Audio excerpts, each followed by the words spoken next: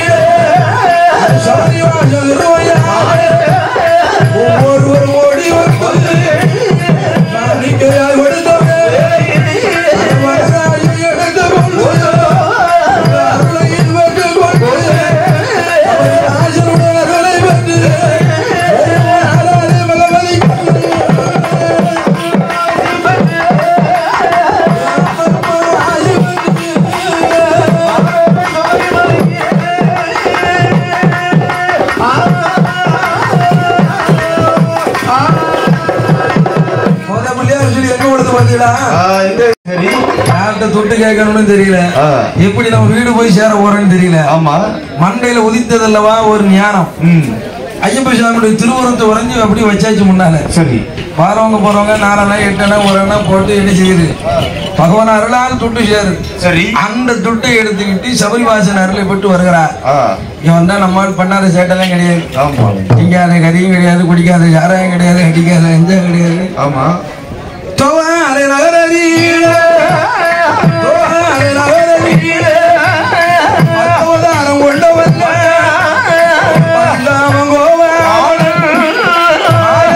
கிருஷ்ணரவன் கிருஷ்ணருடைய ஆலயத்தில் தண்ணீர் அடித்தார்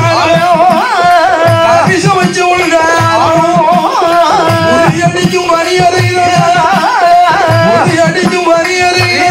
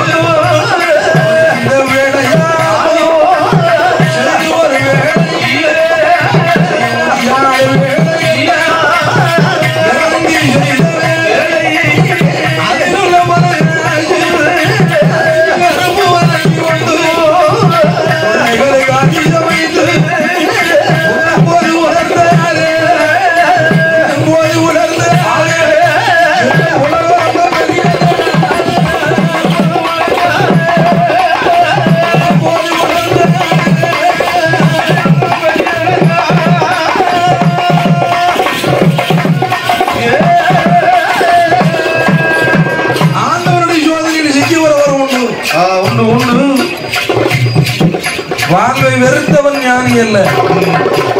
சிறந்த ஆசான் இல்லையா? ஆமா. ஒவ்வொரு மனிதனுக்குள்ளும் ஏற்படும் மாற்றம் தான் சரி ஒரு மகத்தான சம்பவமா இருக்கிற.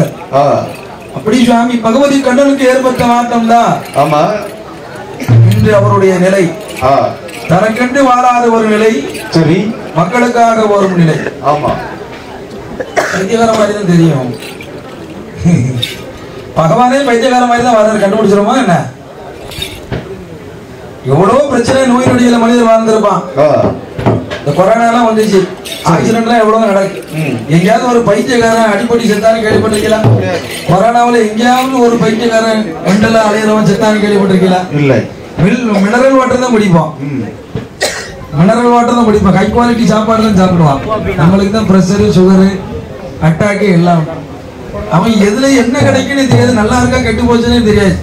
தண்ணி தான் எடுத்துன்னு அப்படி சாக்கடைக்குள்ள இறங்கி 2 கை கோரி அப்படி குடிச்சிருவான். நம்ம மினரல் வாட்டரே குடித்தாலும் குடிக்கும் போது சாக்கடை ஆக்கிடுவான். ஏன்னா மனம் அழுக்கா இருக்கு பார்த்தீங்களா? அவன் சாக்கடையிலே கை வச்சு குடிச்சாலும் சரிதான், இருக்கிற வரைக்கும் சாக்கடையா இருக்கும். கைக்கு வந்ததுக்கு அப்புறம் கங்கையா மாத்திரும் பகவான். அவ்வளவுதான் விஷயம். அதனால் இறைவனை உணரும் தன்மை நம்மளுக்கு நிறைவேற கிடையாது. கிருஷ்ண வாழும் 9 கடவுளா ஏத்துக்கிட்டாங்களா என்ன? கல்ல என்னாங்க எந்த நேரமும் பொம்பளை கூட சுத்திட்டு இருப்பாங்க. அவன் கொடுத்த உபதேசம் தான் உலகமே வியந்து பார்க்கும் மகா கீதையாய் உருவாது. கீத உபதேசம், மகாபாரத யுத்தம். நீ என்னைக்கு எவ்வளவு பேசிக்கோ, பிரச்சனையே இல்லை.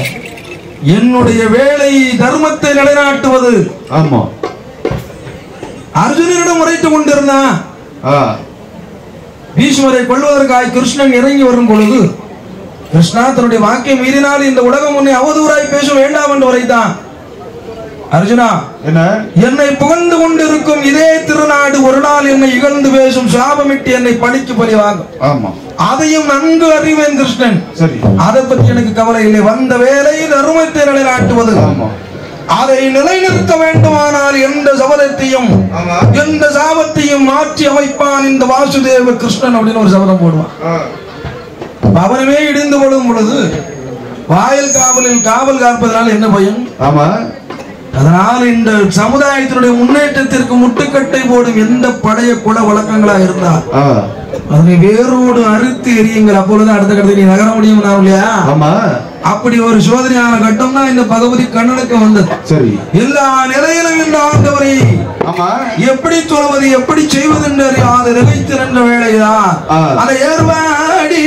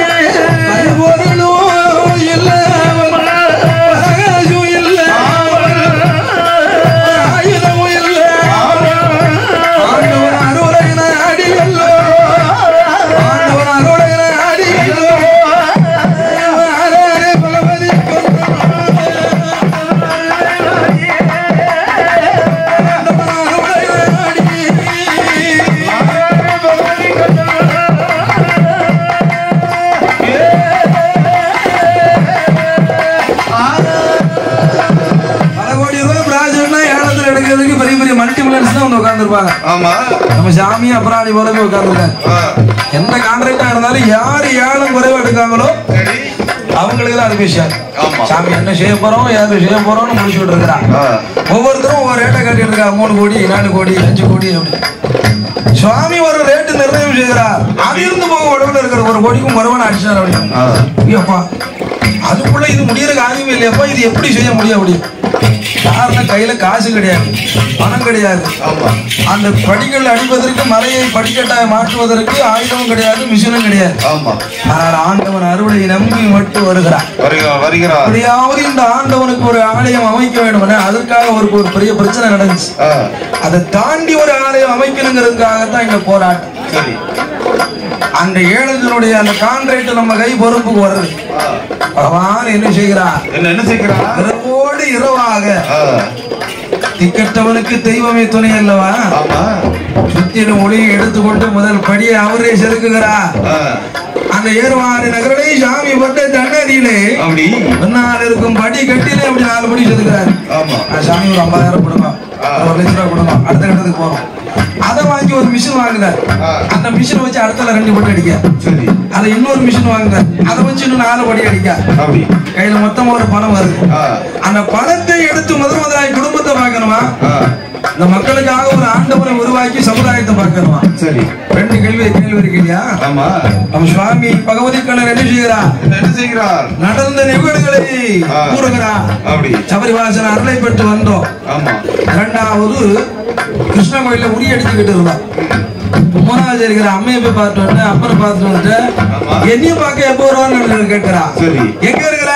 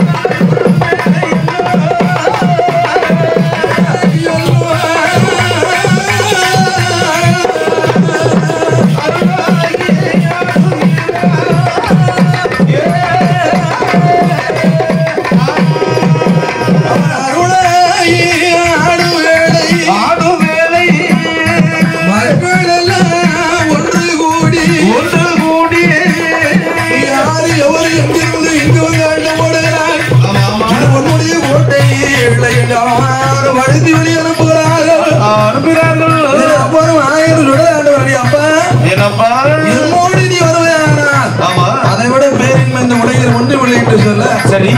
அந்த இரட்டை உடல்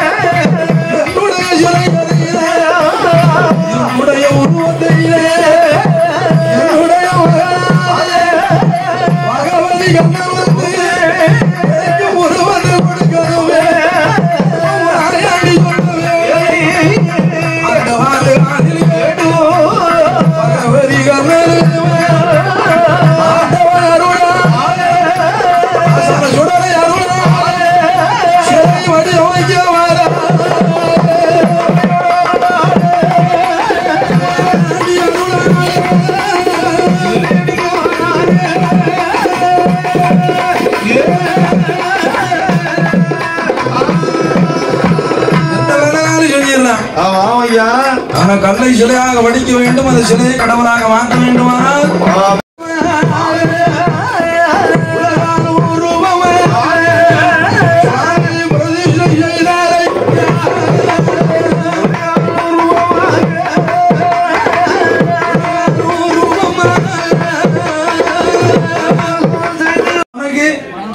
அதை பத்தி கவலை உனக்கு தேவை. ஆமா, நான் பார்த்துப்பேன்.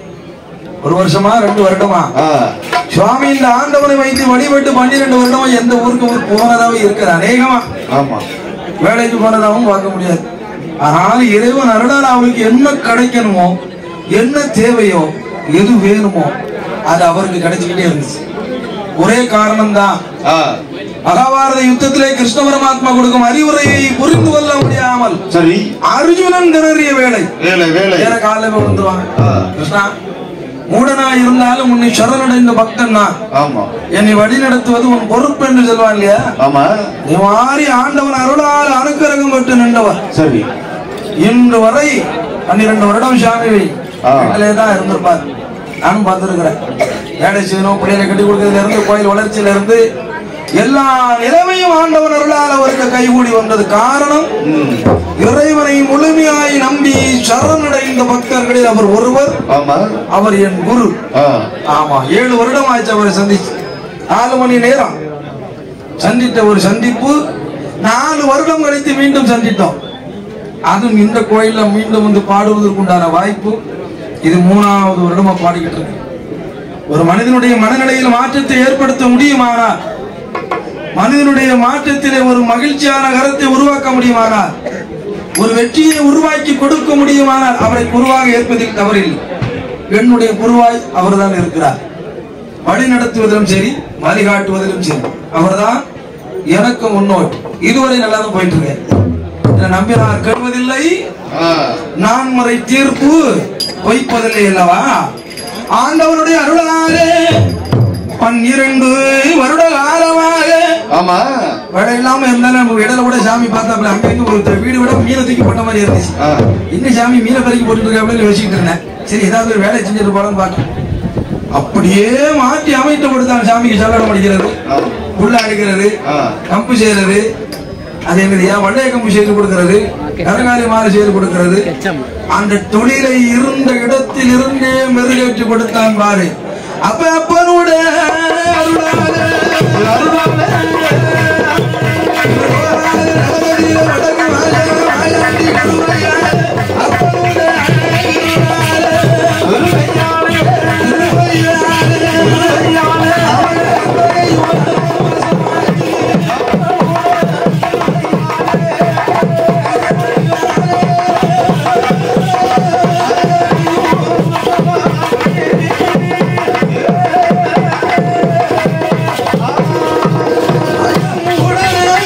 இருந்தவதா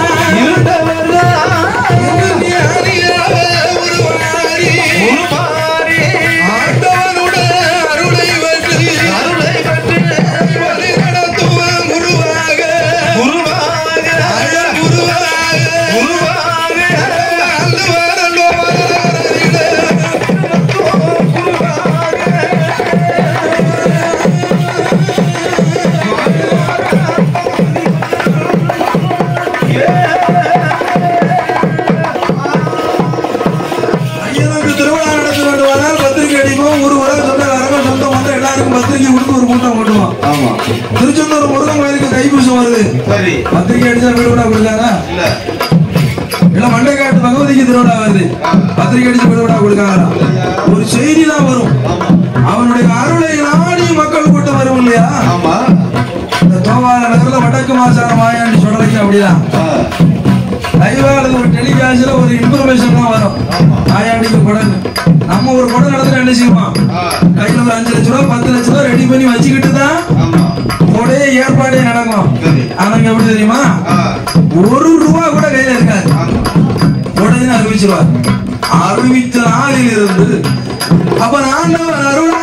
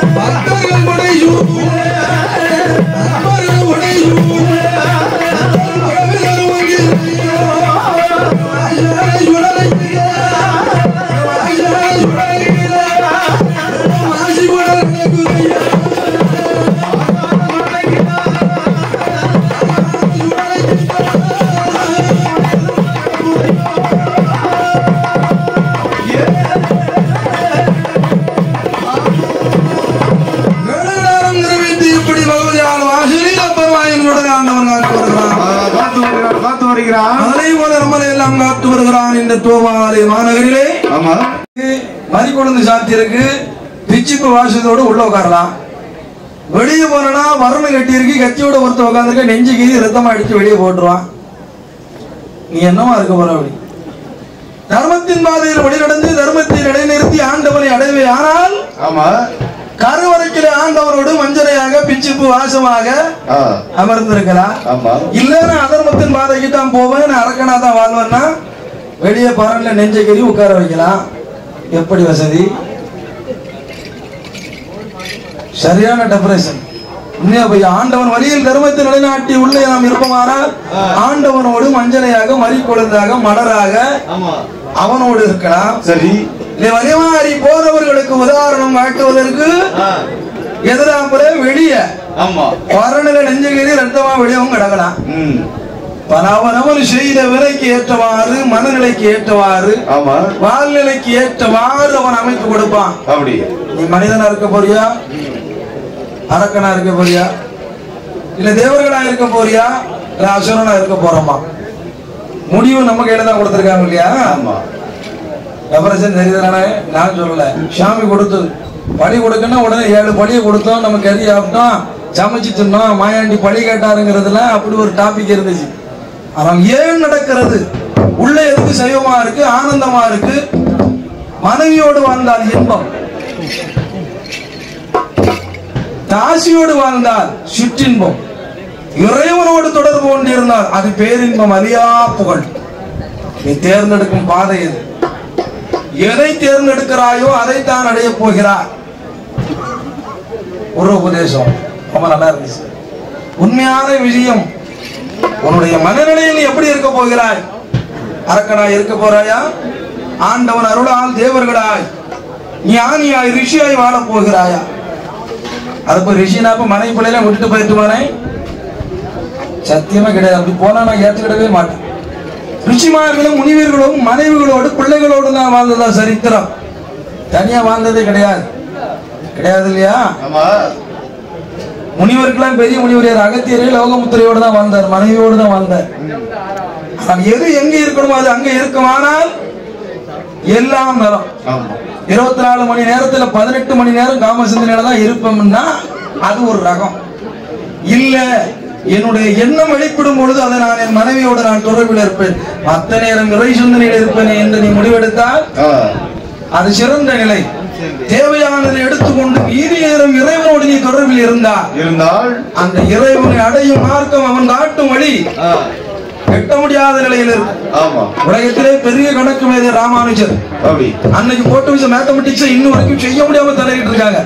அதை கணக்கு போட்டு பார்க்கும்போது பேஸ்ல இருக்கக்கூடிய எல்லா உண்மை நிலைகளும் கிரகங்களுடைய தன்மைகளும் நாளை உலகம் எப்படி இருக்கும் என்ற எல்லா சூட்சமும் அந்த கணித மேத்தமெட்டிக்ஸ்ல இருந்துச்சு. இது எப்படி உங்களால் சாத்தியமாகும், இது எப்படி போட முடிஞ்சதுன்னு கேட்ட பொழுது பிரிட்டிஷ் அரசாங்கத்துக்கு அன்னார் உரைத்த வார்த்தை என் செயல் அல்ல, அம்பாளுடைய செயலால் அவள் காட்டி கொடுத்த வழிதான் இந்த மேத்தமெட்டிக்ஸ் அப்படின்னாரு. அப்ப படிப்புக்கும் அறிவுக்கும் அப்பாற்பட்ட நிலையில் இருப்பவன் ஆண்டவன் தான். அவனை சரணடைந்த போது சகலம் என்ன ஆயிரும், கைவசம் ஆகிவிடும் அல்லவா? அப்படியாய் நம்மளை காக்கும் ஆண்டவனாய் வடக்கும் ஆசான தோவாலையிலே வடக்கும் ஆசான ஆயாண்டி சுடலையாய் அமர்ந்து நம்மளை அருள்பாலித்துக் கொண்டிருக்கிறான். அவன் அருளால் அவன் தாழ் வணங்கி அந்த ஆண்டவன் அந்த வட்டார கரையதி